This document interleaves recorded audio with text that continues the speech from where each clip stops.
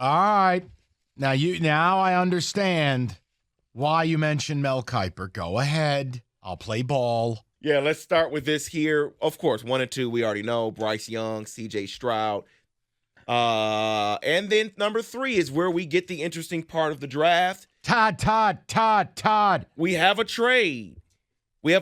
Tennessee trades up from 11 to number 3. So they're giving up a future first-round pick along with some picks this year. Yeah, like what? All of them? It says they will give up.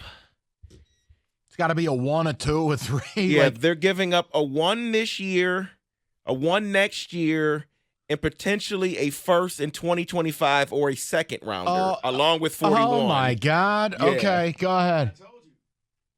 I told you Tennessee was the one team that's going to overpay for pick number 3, where if you're the Lions, you know what? That's way too expensive. Is this Anthony Richardson? This is Anthony Richardson. Oh, my Lord. Well, yes, here's what I'll tell you. They just fired one general manager, and the name escapes me of the new one. But you're taking your entire career in your hands making that move. That's fine. You know who's afraid of failure? Losers. Winners have failed plenty of times in order to succeed. So, I'll give credit. You're putting your whole career. You just got there. You put your whole career in your hands. Well, let me give credit. Well, Mel gives credibility to the trade because the GM now for Tennessee used to work in San Francisco. San Francisco made a similar trade from 13 to trade up to from 12 to trade up to number 3 and it's really paid dividends. Well, just saying, it's history there. But you're taking your career in your hands. Correct. At 4, the Colts select Will Levis. All right, here's one thing I want to say. I know I've been rough on Will Levis because his season was awful. Mm-hmm. But I was thinking about something we were talking about the other day. He reminds you a little bit of Josh Allen in this regard. The supporting cast is such ass. Kentucky's line was bad. They lost their receivers, Wan'Dale Robinson and company. Chris Rodriguez was suspended, I think, the first 4 or 5 games of the year. It's like Josh Allen at Wyoming. They had no help. Have we all been a little too hard on Will Levis? He's still a really good athlete. He still has a cannon for an arm. I'm just asking, is there a chance Will Levis is okay? No, it is a chance because he played in the SEC. It means more. And and you judge people who play in the SEC a little harder. Yeah. And when you did not see the big wins and you saw he just kind of looked average, the SEC is the closest to the NFL talent that you're going to get in a conference, and he couldn't outdo that talent. That's why I'm a little leery. If he played in some conference, you know what? Maybe he'll be good. I don't know. But looking at what he did there. He did do a horse racing commercial. He did. Yes. He repped a stallion, War of Will. Get it? Will Levis? Oh. Go ahead. He also puts mayonnaise in his coffee. But yeah, whatever. What is that about? I've never heard of that. Yeah, I don't care. No, I know. It's just weird. That's all. Well, it's weird. But then I went to college with somebody who had mayo and peanut butter sandwiches, and I'm like, you do what? All that took was one day at the calf, and you're like, yep, not sitting by you anymore. That's alien behavior. That's a thing, though. At number 5, it's a great mock draft, man. The Seattle Seahawks take Jalen Carter, which feels right, doesn't it? Which leads. Think about it, Mike. Listen to who he just said. Rattled off. First 4, 5 picks. Jalen Carter? First 4 are a quarterback. Wait, where's Will Anderson? Number 6, the Detroit Lions take Will Anderson. I mean, that's meet me at the Kearns clock. We're having a party. Are you kidding me? They get to stay at 6 and get Will Anderson? Here's how it goes. Seattle has now selected Jalen Carter. Detroit, Lions fall up the stairs. They're running up to him. Brad, can you at least act? No. Fine. Lions are picking 2. Lions draft rep lurched over, hiding an erection, handing that card in. With the megaphone. Can you imagine? Megaphone in the back of the room. Will Anderson! Dude, that's too good to be true, man. That's crazy. That would be a surefire sign. Our luck is starting to change. And they had to do nothing to get him. Wow. It to a very greater extent, it's kind of like with Jaden Ivey when they didn't have to make a move. Yep.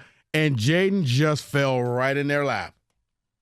Your boy at number 8, Rico, goes to Atlanta, Nolan Smith. Okay. 10. You know what? I'll enjoy that steak dinner.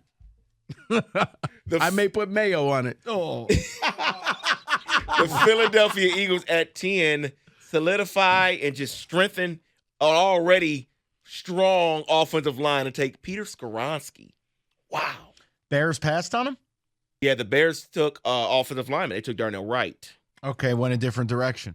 Look, you know what's interesting, too, is kind of the player to watch that if Will Anderson is gone, remember, teams' value boards do not align with Mel Kiper's hairspray. Lucas Van Ness is a name to keep an eye on. Van Ness continues to move up the board along with Rico's guy, Nolan Smith. I'm not shocked at all if the Lions went, look, we want him. We love him. That's the next best edge guy. Like, you just prepare yourself. But Van Ness is a guy starting to get into that top 12. So it's another name. Yeah, so let me get through this. At 12, they pair up. Houston Texans pair up their quarterback, C.J. Stroud, with his receiver, Jackson Smith and Jigba. Am I crazy for saying I love that? It makes sense. No, I'm just saying, like, isn't that to have the relationship? It's like when you draft or sign a tight end for a young quarterback. It's a security blanket. Well, it's like Joe Burrow and Jamar Chase. Right. I would love that for Houston. So naturally they won't do it. The Commanders at 16 take Joey Porter Jr. Steelers. I have no idea what the Commanders are doing. None. I don't think they do either. They don't have any They're direction. going into the season with Sam Howell. That's the plan. 17, Pittsburgh Steelers take Zay Flowers. And then at 8. Hold on, you don't get to glance over that. Well, I'm not happy about it. Yesterday's show, I used Zay Flowers as an example, saying, David, he's barely 5'10". He is a slot player only. You just drafted Pickens. You have Deontay Johnson. You have Freiermuth. You have Najee. Is a diminutive slot exclusive receiver where you want to see the gold and black and gold? No, because according to this mock draft, the guy I want is still available, and that's Paris Johnson. That's who I want. He'll block out Get the a sun. That kid is tackle. huge. That's what I want, but whatever. This is a mock draft, All so right, it may all not right. happen. I had to ask you, though. You don't get to whistle by that. The Detroit Lions at 18 select Bijan Robinson. Oh, we're doing this again. Come on. Have you seen that man run? I love Bijan, but what do we not do?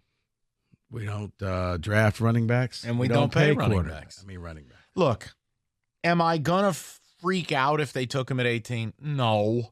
It's just not on my top 3 or 4 things. But you could imagine a backfield of Bijan, DeAndre Swift, and David Montgomery, and that is pretty wild. I mean, Bijan and Montgomery will really be the 1-2 punch here.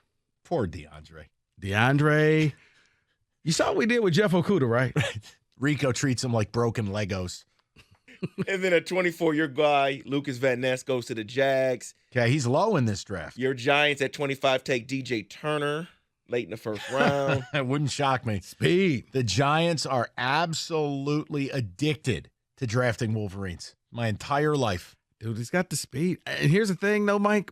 Maybe like a lot of Wolverines, he gets better in the NFL. You're not allowed to say that.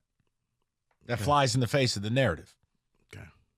And then at Sparty. the end of the first round, we have a trade. Seattle trades back into the first round with the Philadelphia Eagles, and Seattle takes Hendon Hooker. See, okay, timeout. You just signed Geno Smith, and you're drafting a 26-year-old rookie that you would then assuredly sit this year. Right. So, I mean, come on, man. What is this, Brandon Weeden? But Geno's contract's what, 3 years? And they can probably get out after one. After but, 2. Jeez. So it really means that, Geno, you're the quarterback this year. You guys will battle it out in year 2, and if you lose, we got our guy already. I think Kiper, I don't know. I don't like that. That's not a fit to me. But let me finish this out here. I'm sure a lot of Lions fans would like to see the Lions move into 30 and take Hendon. It's a 2-round mock, so Lions can get all of what they get. They get Anderson at 6, 18 Robinson, 48 they get Jack Campbell. Oh, that's wow. Doug. That's the Doug Karsh infatuation right there. 55 they get Jalen Hyatt, wide receiver, Tennessee. I don't like that. You don't? No, because let's think about this. They go edge rush, edge rush, running back, Iowa linebacker, wide receiver. I don't. Are you happy with 2 skill players in the top 4, Kenny? No, I'd rather get another defensive back. Like, if it's not Jalen Hyatt and you told me it was Musgrove, the tight end out of Oregon State, who's the size of a refrigerator, or if it was Darnell Washington, like, I could make some more sense of that. I don't know that they need a wide receiver. We're yet to even see what J-Mo can do. Yeah, but at 54, you're pretty much 55. 55. Yeah. Who's on the board? Who's gone? Who's on? All See, right. we didn't hear who's all been taken. So, yeah, for me, that's where maybe I would go for another corner to replace Okudah and be Cam that guy. Smith, the corner from South Carolina, goes the next pick, 56. See, he's tiny, though, too. He is. He's 5'9.5", 5'10". Same thing with Hodges Tomlinson, the kid out of TCU. The But short it's corners. LaDainian's nephew. Lovely. Yeah. And he's a nice player, but you know what I know. Those guys get targeted in a big way in today's game, man. They're tiny. Sorry. That is in football today.